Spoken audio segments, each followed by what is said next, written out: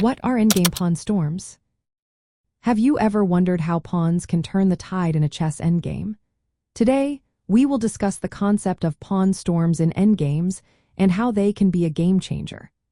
A pawn storm typically involves moving several pawns quickly to attack an opponent's position.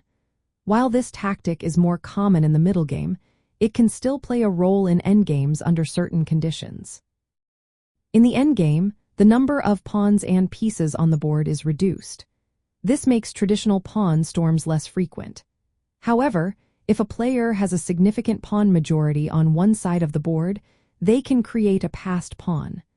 A passed pawn is one that has no opposing pawn on its file and can potentially promote without being blocked. Creating a passed pawn is a powerful strategy in endgames. When you have more pawns on one side, you can advance them together to promote one of them. This coordinated advance can resemble a pawn storm, even if it is not the classic definition. Another concept related to pawn storms is the pawn phalanx. This is when two or more pawns are on the same rank, controlling more squares and supporting each other. However, in endgames, pawns are often spread out to maximize their mobility. Timing and coordination with the king are essential when advancing pawns in the endgame. The king must support the pawns to ensure they can promote safely.